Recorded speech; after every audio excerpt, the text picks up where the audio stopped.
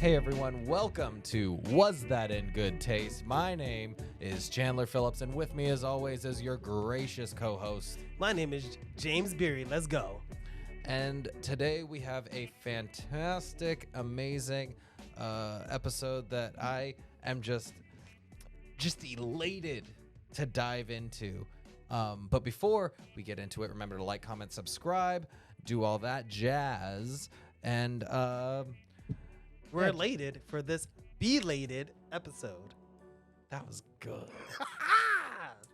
Today's episode is going to be featuring Blue Coat Gin out of Philadelphia, and we got some fun cocktails to go along to it. The theme. The theme. Oh, what's the theme, Chandler? The theme today is, hey James, what do urban communities and bees have in common? What do urban communities and bees have in common? An existential resistance to wasps.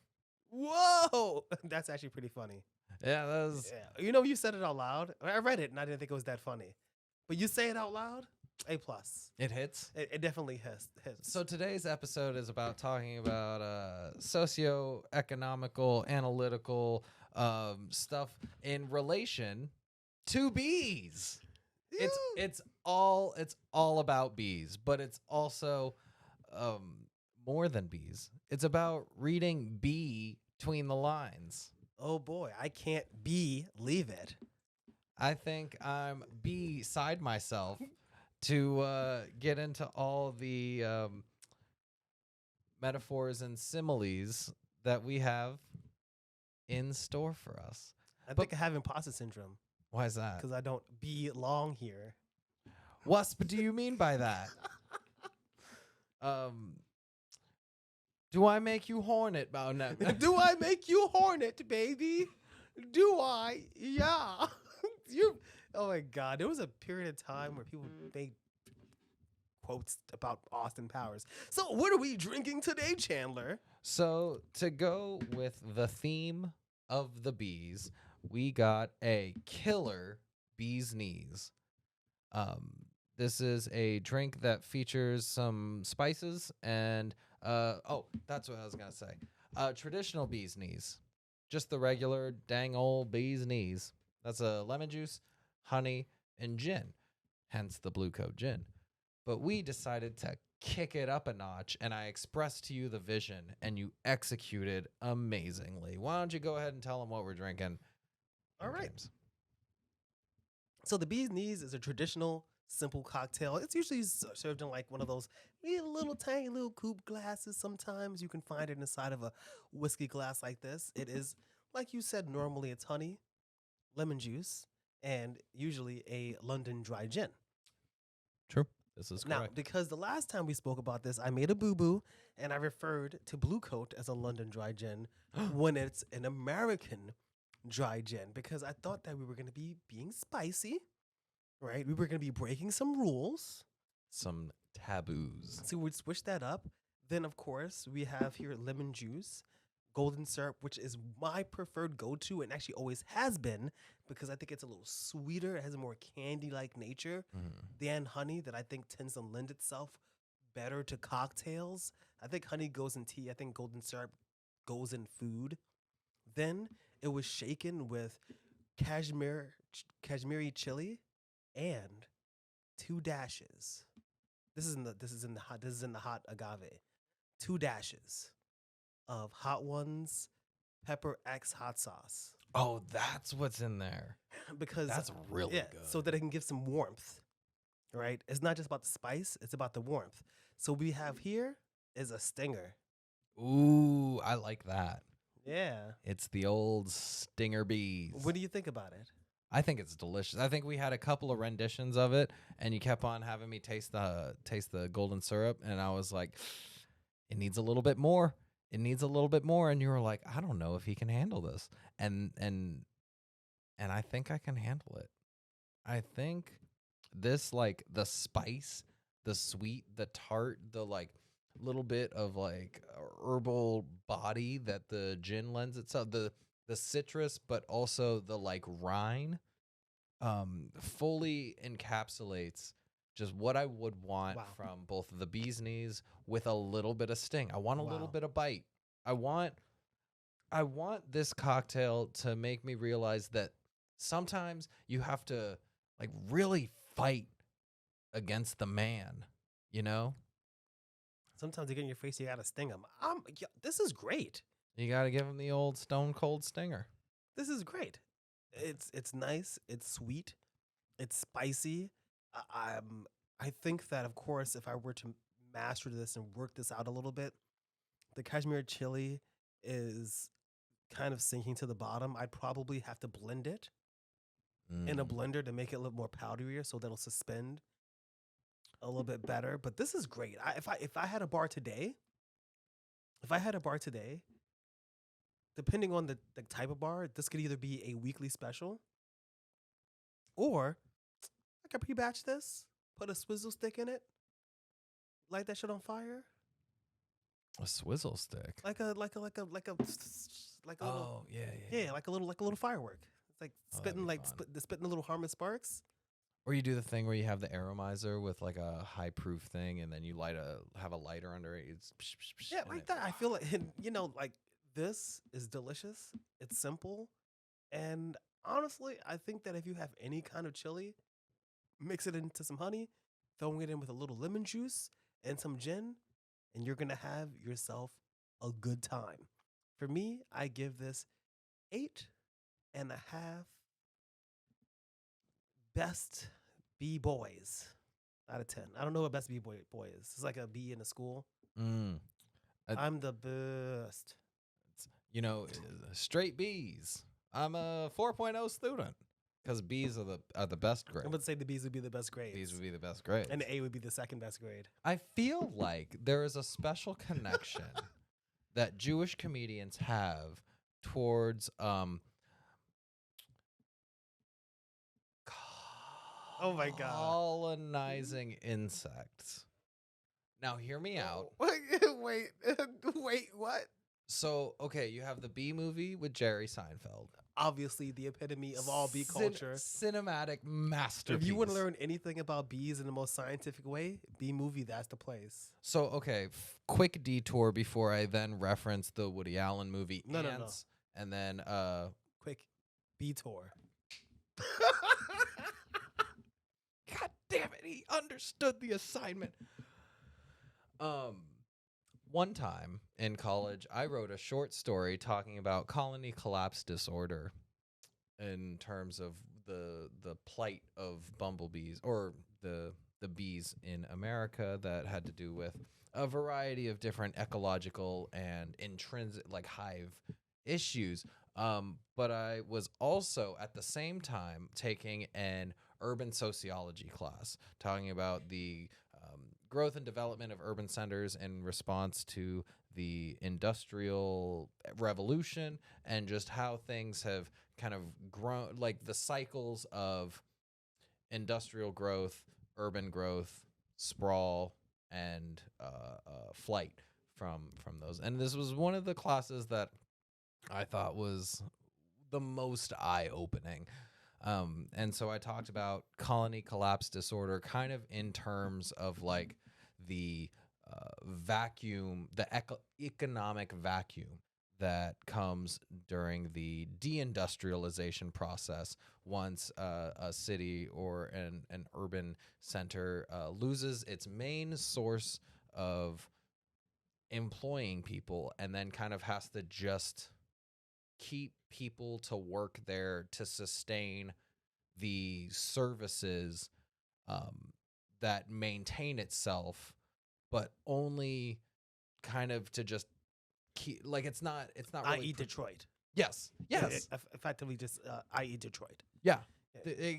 Like one of the many dead cities that were an industrial city that lost its workforce during a shift in.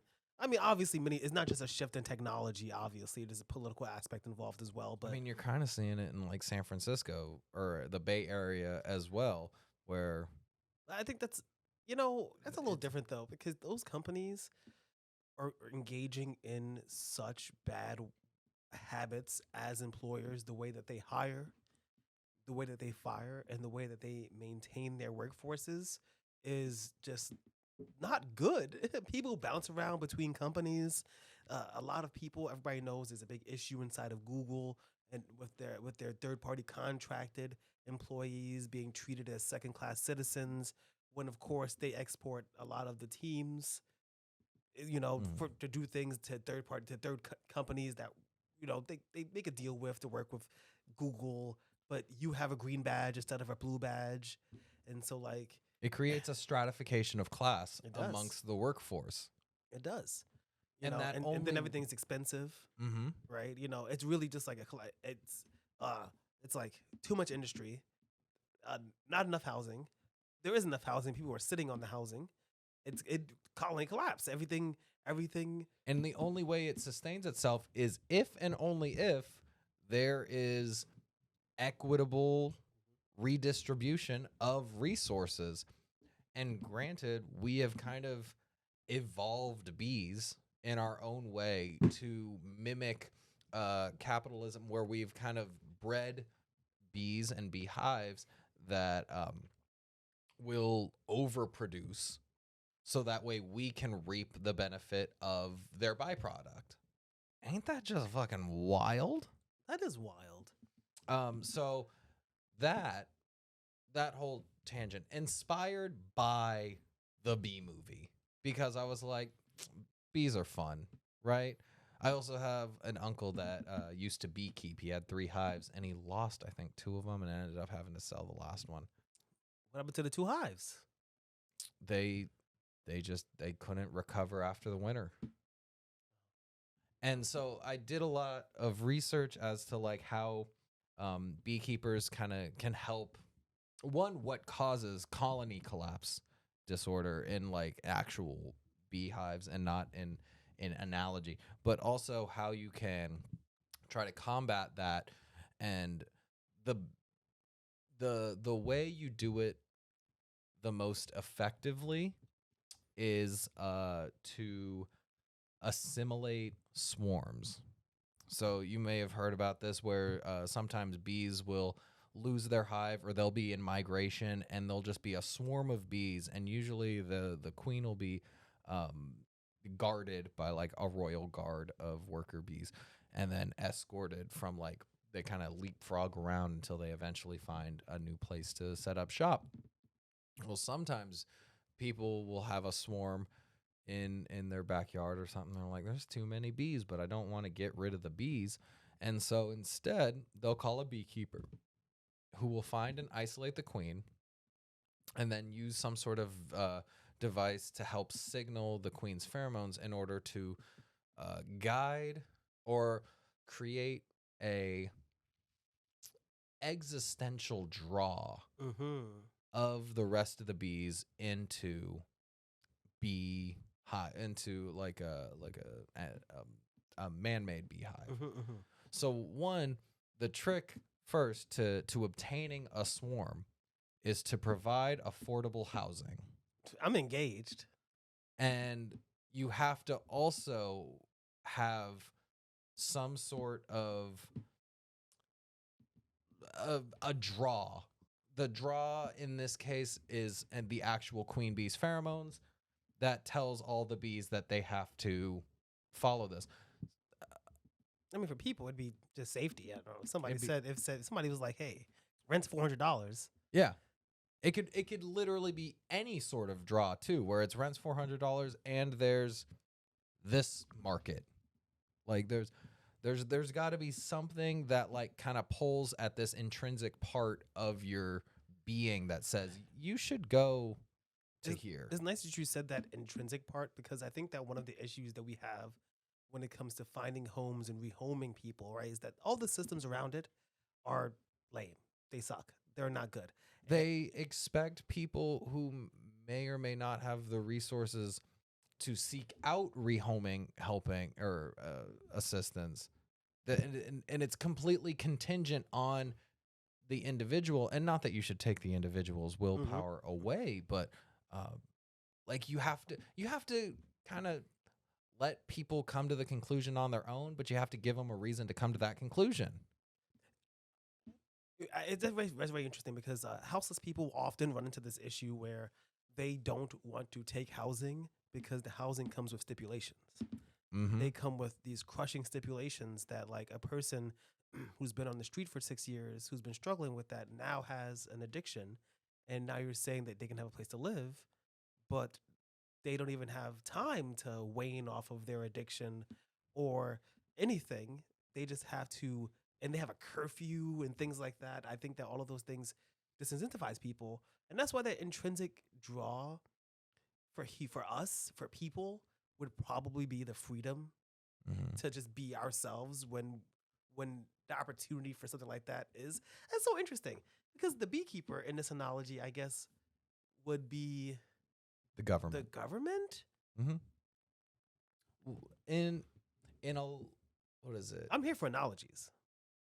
In a what is it? Analogies. Thomas Paine Ian kind of idea. He was the one who wrote the treatise on the social contract, where like a government is kind of obligated to provide these things for Yes, its yes. people, and then there's a give and take where it's like, hey, you can't just murder people. Like you can't just like freedom's freedom, but also like you have to pay taxes and like I mean, not like you have to participate in society. you have to participate in Which society. the bee thing, I mean, obviously they do the hive mind thing, right? You know, I don't know a lot about bees, okay? So you couldn't believe that. Um, but we have we don't work in a group like that. Okay, we work in a very individual level. However, I think the thing that's interesting by looking at bees and why I think they're so awesome, right, Mhm. is that if somebody messes with the bees, they're gonna sting them to death.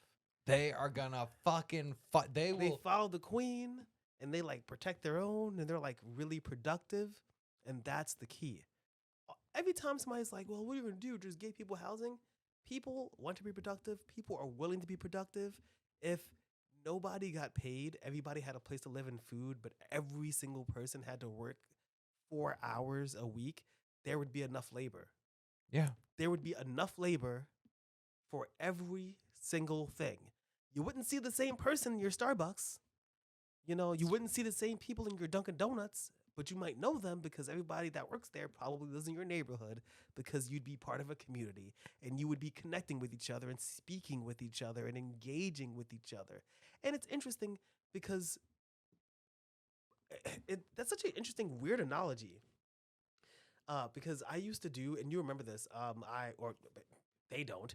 Uh, I used to be a member of a community garden, You were. right? And the issue with the community garden is the person who ran it was an asshole, Ain't that just the way? and he was a public servant or an attempted public servant. Oh, like you ran for like what was it, city council? Yeah, yeah, like every year. And I realize That's got a kick. That is such a good cocktail. Sorry, I threw how the rest of it back, and it's just like, damn. That's good. how absolutely difficult it is to maintain the land to grow weeds on is, right? Yeah. Like literally to grow weeds, it's hard. Yeah. In order to farm bees, to move bees, to support bees, you need infrastructure. You don't just move a bee somewhere. You can't do that, right? That's why these apple orchards, if you don't know this, I don't know about bees, but I know this. Apple orchards, what they'll do is they'll like rent because there's like honey season and off honey season. Mhm. You Well, there's because pollinating. Pollinating, yeah, and blossoms and blooms. These farmers, they buy or borrow or rent or lease depending on who it benefits the most. They move the bees there. They have an entire infrastructure, and that infrastructure is so surprisingly nuanced and complex that the fact that colony collapse is happening shows, probably it's like a random tangent, that is our interference in nature that's like really fucking it up, because we do Yeah. create these really intricate and really specific systems for raising, harvesting honey, supporting bees, right? And bee culture. We have tons and tons and tons of research about goddamn bees. guess what? It's still collapsing. Mm-hmm. It's still collapsing because we actually can't get our shit together enough politically to manage bees, much less people. Mm-hmm. And listen, if you don't like homeless people, you're like, I hate people who don't have homes. If you don't have bees, that's bad. That'll come back to sting you. That's that's not good. Okay, that's not a good thing. And we can't get shit together enough to keep bees, which are extremely important for our existence. Yeah. Because in some weird way, we've created systems that support people who are selfish. And while bees are directly, I guess, would be like connected to like a fascist ideology, this is an analogy, right? This is not real. Looking at that abstract kind of community where everybody has a part, everybody participates, everybody inside of a colony is doing something. And here's the thing too. If a bee doesn't want to be doing what that bee is doing, That's a fact. they don't have to keep, there's no repercussion for um I mean, dissenting. The only repercussion, and this is the same in like a social society, you don't have to go to work. If you don't go to work, people aren't gonna like you. If you're not participating and helping the community, then you might undergo some social ostracization. But bees don't even socially ostracize. Bees don't do nothing. Bees are better than us. Bees don't give a fuck. Are bees really better than us, Chandler? Well, yeah. Have you ever seen a picture of a bee? Look at how cute they are. They're better. Zzz. They're so one thing that I think is kind of interesting about colony collapse disorder is a lot of the time it has something to do with like human intervention, but really what happens is there will be some sort of ecological situation that kind of puts them at a resource deficit. And in that regard, it's like, there's paving, just like having parking lots, reduces the amount Loss of habitat. Loss of habitat Yeah. reduces the amount of just wildflowers, Which is connected to climate change. Loss of habitat, less plants, more greenhouse gases, the temperature is higher, the plants bloom more often, maybe too much, then there's too much pollen, then the bees don't need to pollinate as much, then then the bees stop being as many bees. But you would think that like because the bees are like, oh, we need to like we're at a surplus of bee to resource, maybe we kind of dial it back a bit. It's the opposite. They don't. They ramp up because they're like, oh, there's not enough work being done. Not that there isn't enough resources to support. It's that there's not enough work being done. And so they make more bees and end up sending out the younger bees who have a higher percentage chance of not surviving in the wilds. And in doing so, they end up just like year after year hitting this deficit because they're trying to overproduce beyond their means. And so they inflate their workforce to a point where it's too much. And then there's no intrinsic value. There's no product to go around. There's not enough. And so at a certain point, bees just start deserting. Bees leave the colony because not every bee is just going to drop dead. It's true. What you'll see is like maybe a hive is affected by some sort of mite or some sort of either parasite or just illness or some sort of pandemic, and they'll realize that like there's a severe hit to the workforce, and so they'll do the same thing where then they're like encourage the younger bees who aren't necessarily as mature and will just kind of like succumb to the environment more easily. then They send them to die. they send them to die because they feel like, oh, well, we have to stimulate our economy, and they have this compulsion, and that's when you end up with colony collapse. It's it's interesting to me that, yeah, like when you think about bees in terms of like, well, there's the worker bees and then there's the nursing bees, and they're born into these roles like that. That's bullshit. Or I mean, like, like when it comes to bug studies, and like, yes, there's various different roles that are happening in a bee colony. But they just fall into it. They fall into it. It's similar to fish sometimes. It is when they're in that environment, they're introduced to external things that will stimulate that kind of hormonal growth that causes them to develop certain physical traits. So you're saying that bees are trans? Yeah. You're saying that they cannot.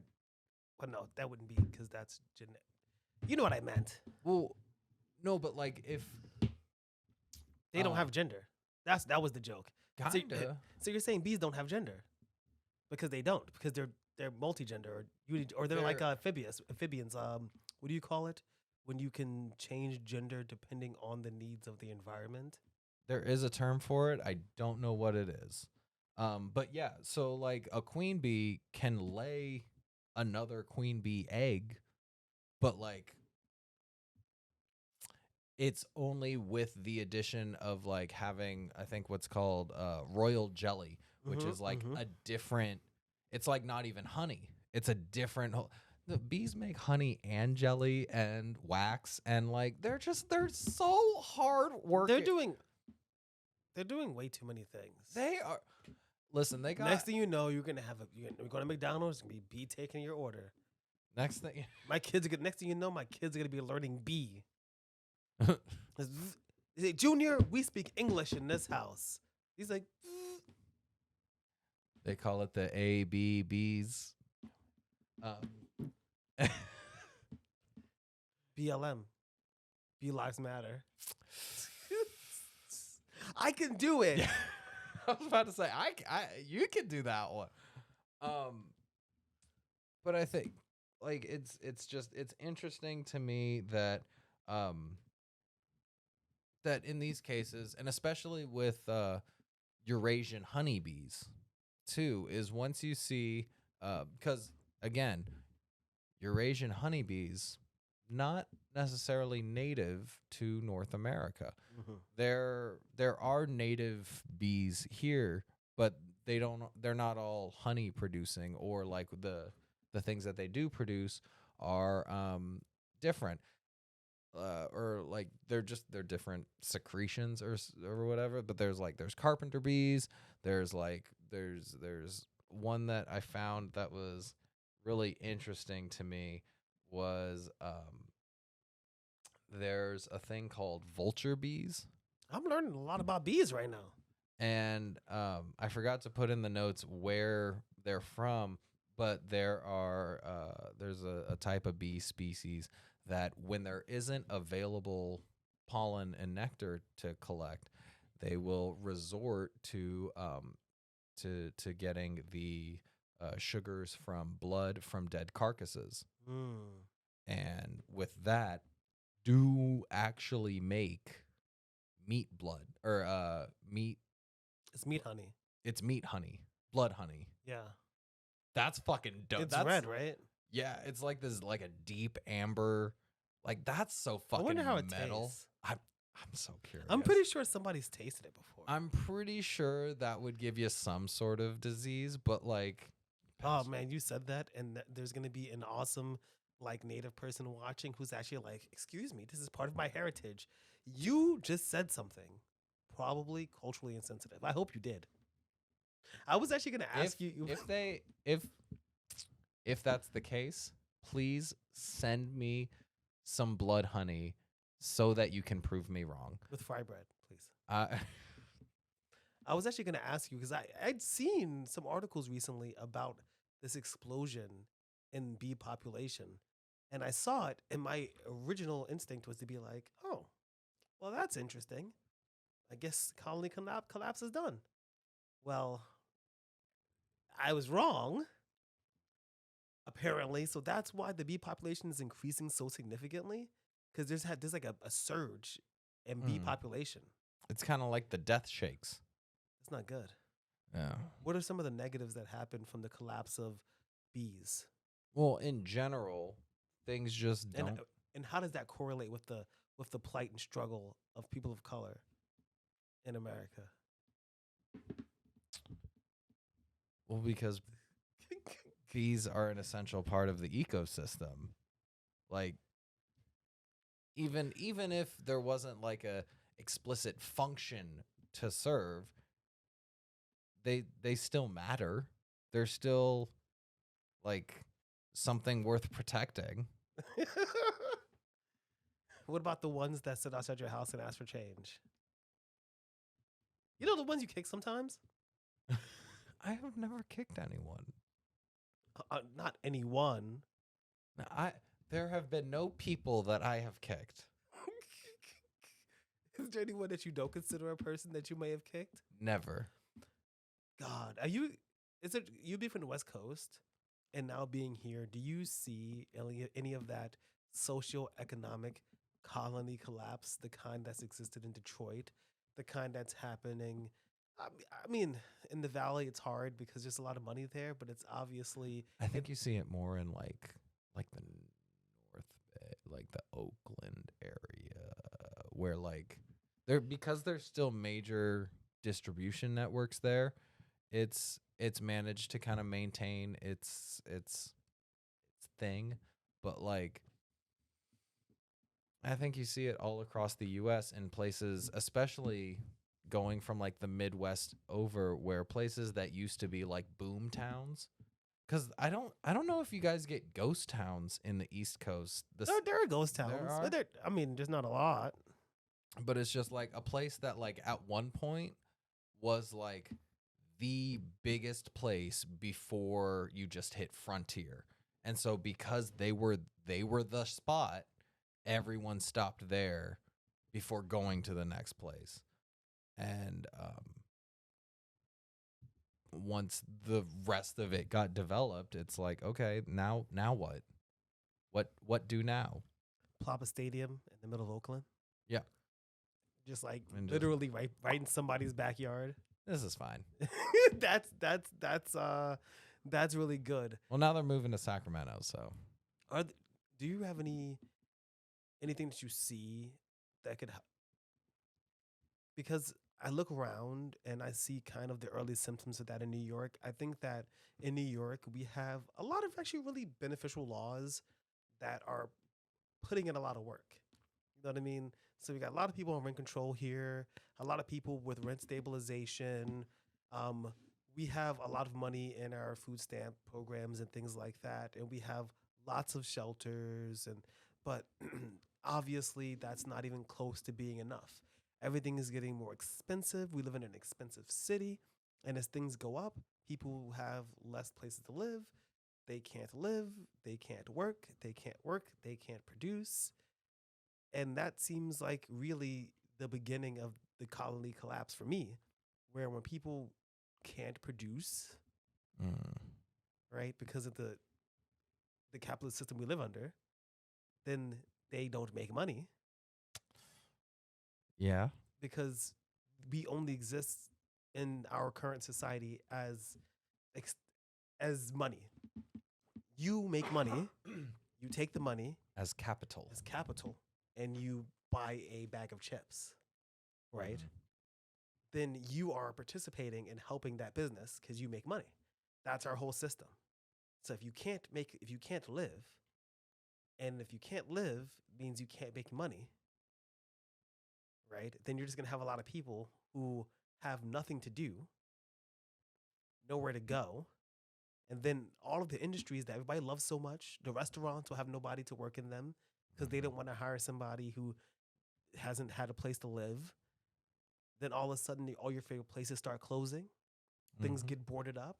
There's money, there's interest, right? There's support, but it's not for you because they like to do stuff. I have to wait for it to collapse first so they can take it over. But that doesn't really work out well. You look at Detroit, there's been a lot of money poured into Detroit, Yeah. and none of it's done anything. It seems to be a city. Oh, there's lots of like Michigan, like Flint. There's like literally a whole city where people are dying. They're being poisoned, and they're Mhm. dying slowly. That means their kids are probably going to end up with physical and mental illnesses that will prohibit them or inhibit them from being able to work. Yep. So it feels like the bees are dying, we're dying everywhere. What is the solution? How do we so Well, one is community, obviously. it's community. It's like you said before. It's the community gardens. And granted, when you a community garden in an empty lot isn't going to save all of the bees. It might not even save a hive. In fact, it's kind of just a superficial attempt at just saying like, "Hey, I'm on your side." But two, three, But three, maybe instead of a community garden, it's a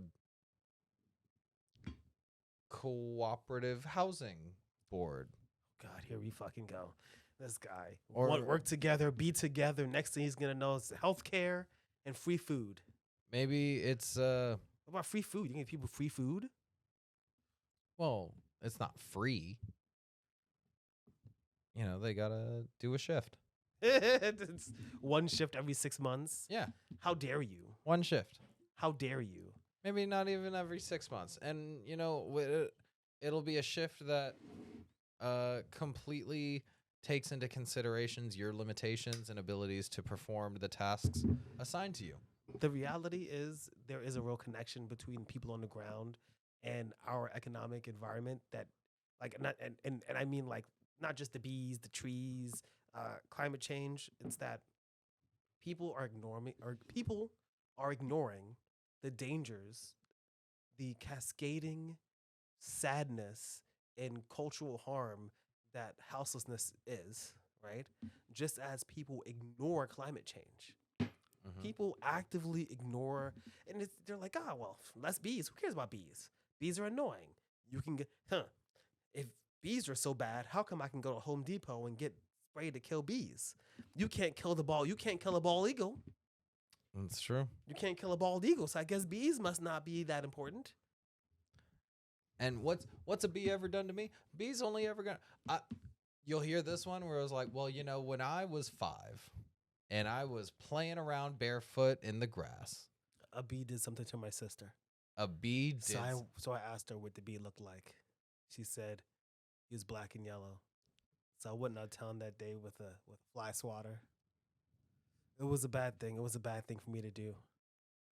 I know it was specious of me, but in that moment, I just thought, I don't like bees.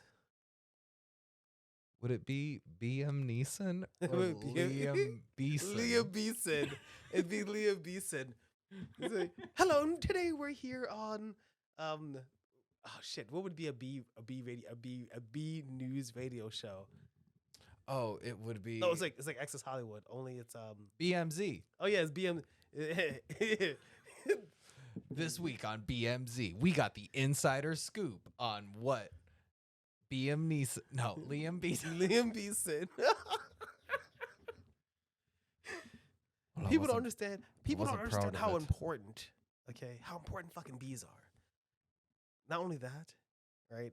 I think it shows how we live in an environment where there are so many small things that are so important to us that we don't care about, that we don't respect, That- and can absolutely kill us all as a whole because we don't see the harm immediately, right? We're not seeing the immediate economic harm of having people being in the street sometimes, right? Because they always talk about money, money, money, but the long-term damage, we don't really seem to recognize that when it comes to to economic damage, right? To eco. We don't give a shit about that either. Mm-mm. We don't at all. It doesn't matter how many studies there are.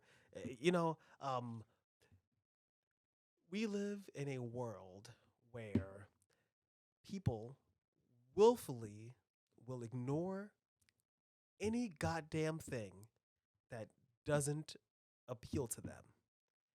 And I think that's funny because you're like, I don't believe in climate change, but your great grandchildren will when their kids will have no place to live. Okay? Or they'll do this one. They'll do this one this is just the way it's always been. Mm. It's always been so chaotic. It's always been so hurricane during not hurricane season. I cannot. Oh my God. The good old days, 2023, things were better back then. You ever meet somebody? Who goes, oh, music from the 80s was better? No, it wasn't. Better than what? Better than what? Better than what? Better than. I got the pepper in my throat. I got the pepper in my throat. Oh, I'm not a blood. I'm sorry. I was just changing everything to bees. It's so obsessed. It's so interesting because it's only a problem if you change the C's to B's. Oh, okay. Because otherwise it's because then it's doing the But if you just throw B's into places, you seem to know a lot about gangs. Okay, Trap Lord Ross. It's so funny because I am one of those people who's not scared of bees. This is a real bee conversation. Okay. This is a B&B conversation. You should see your way out. Okay, now it's going back to the Bloods Crips thing. Oh, damn it.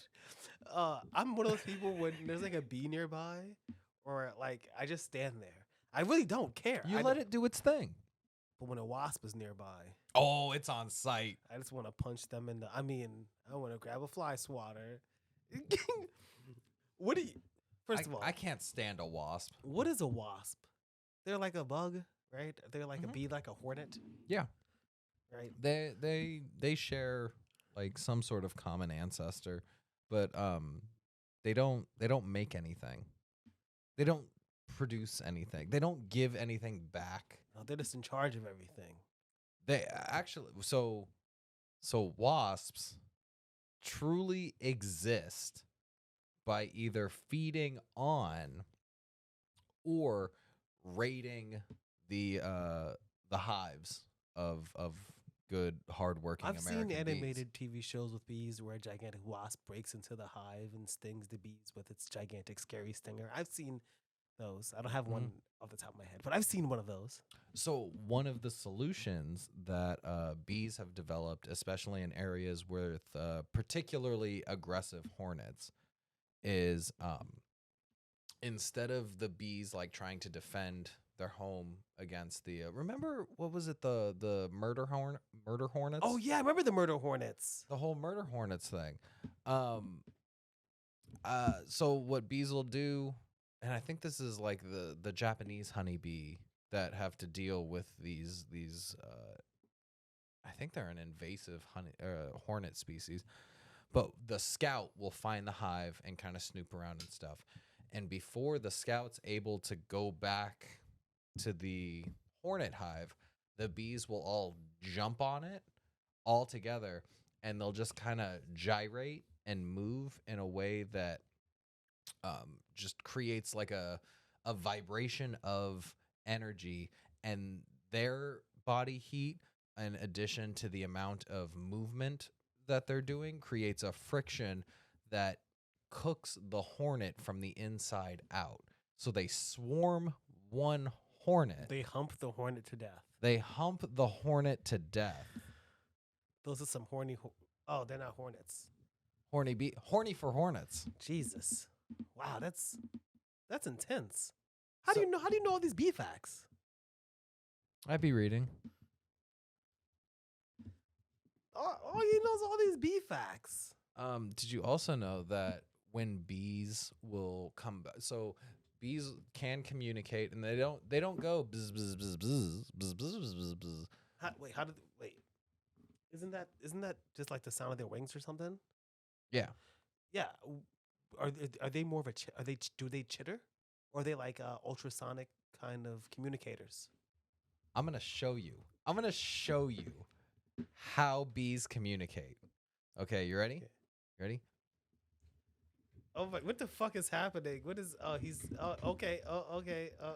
They move. It's like body sign language. They use body sign language, and they move in figure 8 patterns in a specific area. And the amount of like they'll kind of wiggle their little bee butts, their thoraxes. I think that's the anatomical term. I like big thoraxes, and I cannot lie. The other hives can't deny. When a bee buzzing With an itty bitty.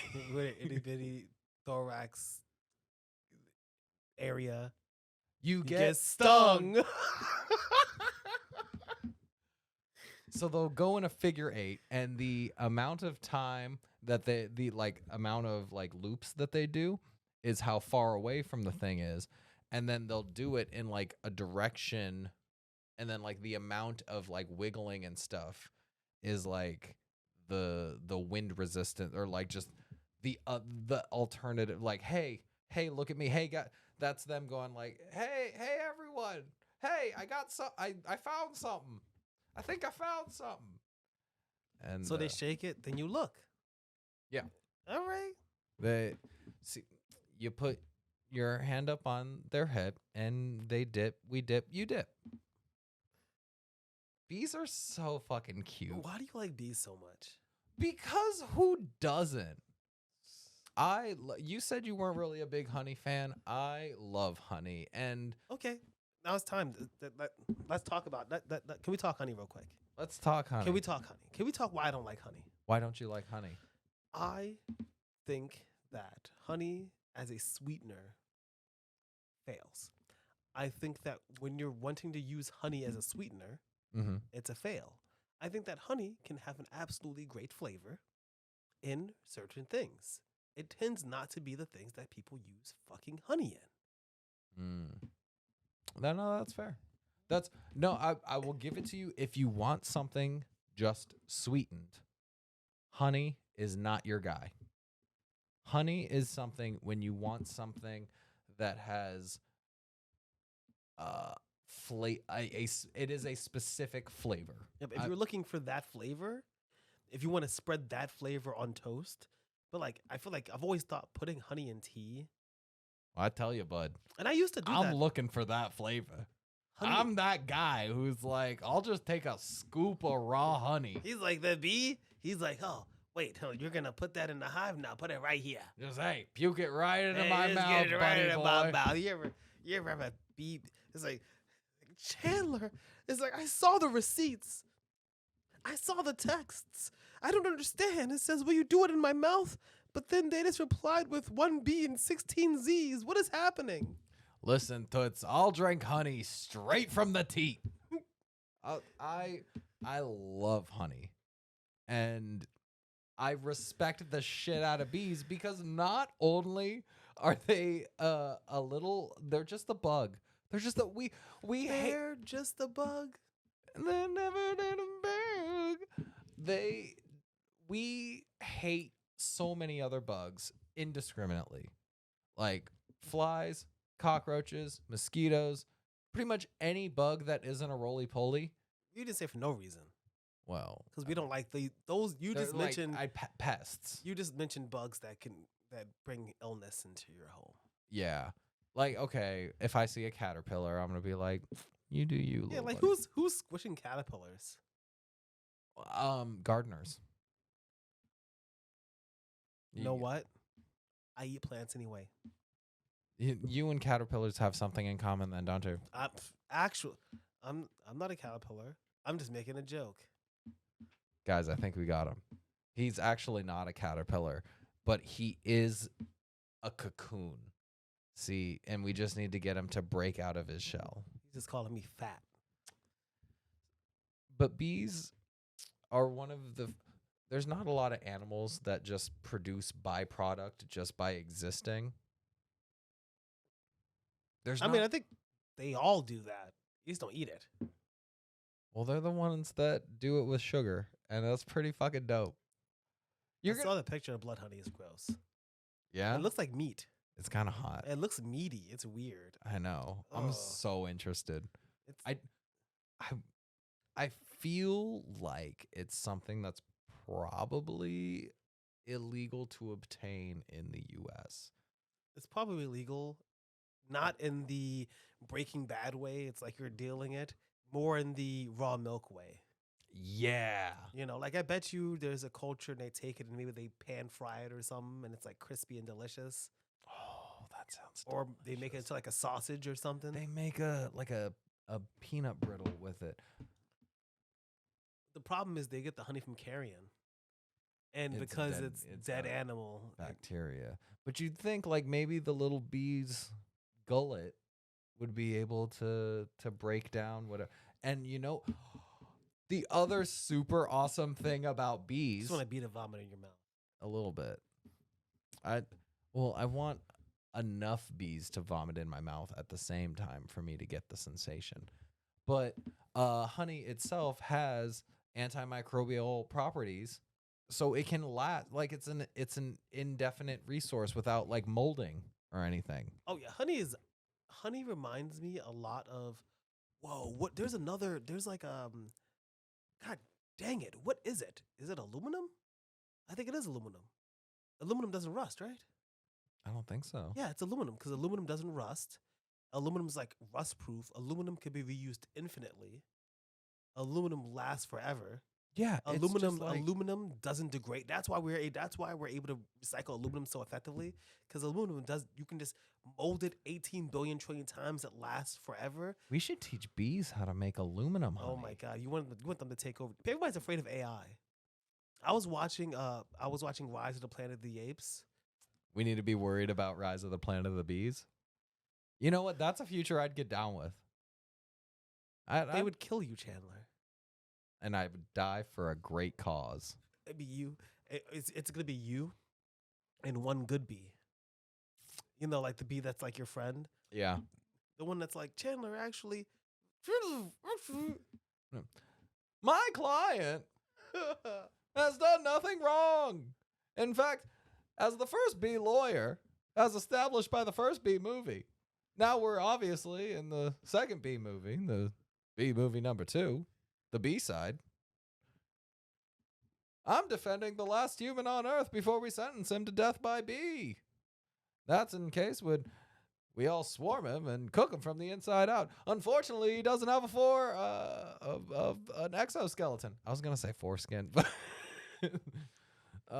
he doesn't have that either. he doesn't have that either. But that's how would the bees know that?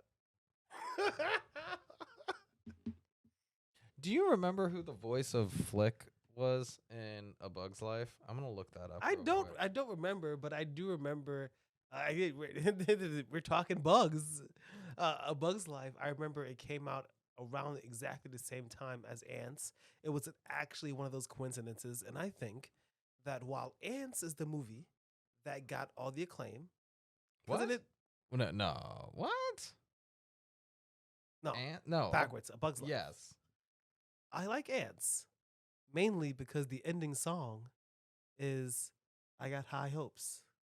High apple pie in the sky hopes. That's the song at the end of Ants. I like that song. You know, Christopher Walken was in Ants. He's in everything now. Yeah. Dave Foley was the Dave Foley of was it The Kids in the Hall? Wow, he was big for a minute.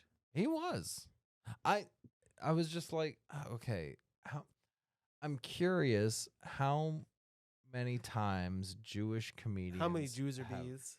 Is it one of those things just like, are all bees Jews or all Jews bees? It's like every Jew is a bee, but not every Jew. Every bee is a Jew, but not every Jew is a bee. Yeah. Like that. Well, because some Jews are ants. Woody Allen in Ants.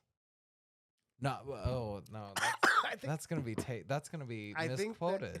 I think that technically He's not an ant in that movie. He's just Woody Allen voicing an ant. He's the only one. He's just Woody Allen. that, that that ant. Oh, what was his? Oh, what was the name? I don't freaking remember. Who remembers the name of the ants? Ants.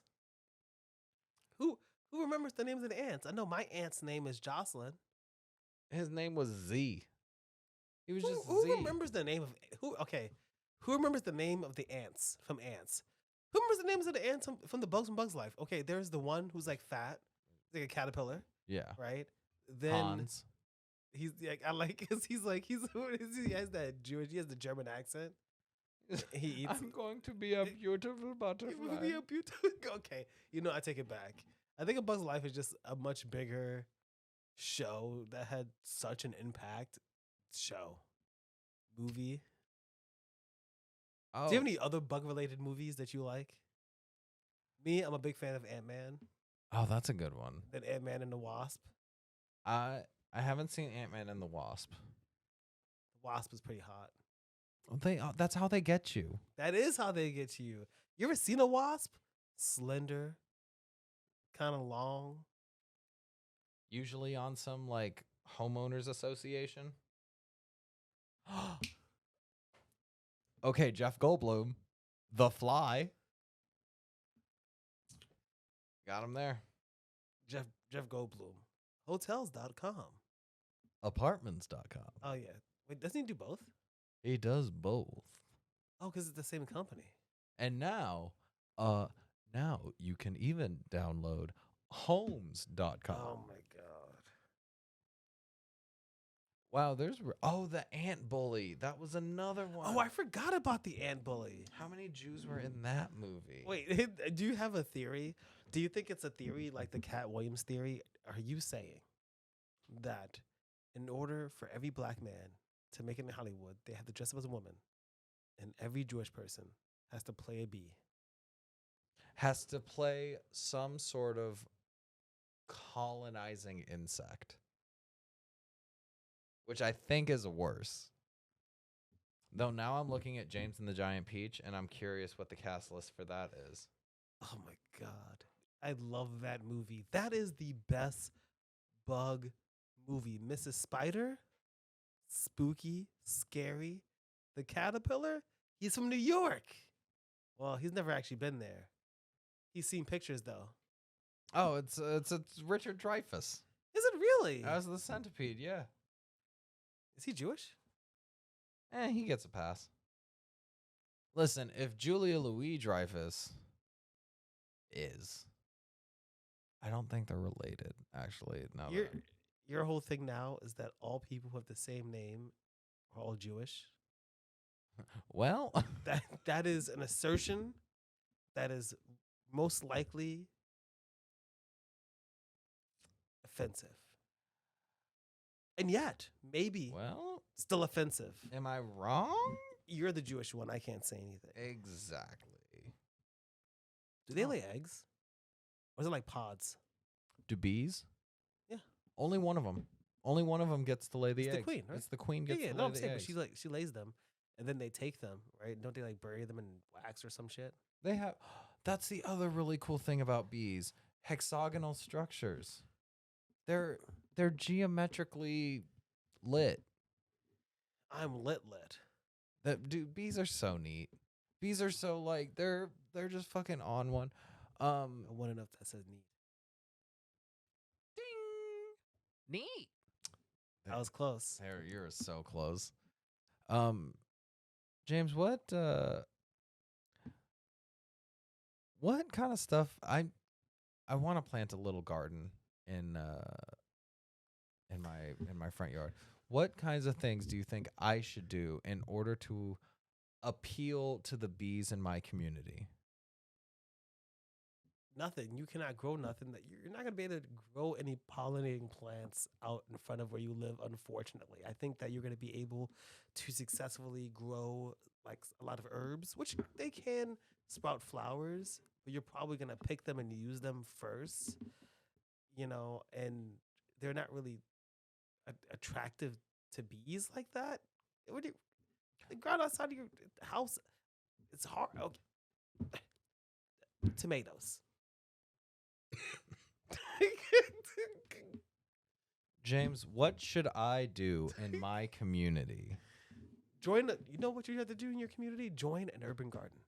Right? Join a community garden because it seems like a joke, but But those gardens, you can buy your soil, you can fill up your plot, you can plant your absolutely beautiful bee pollinating flowers.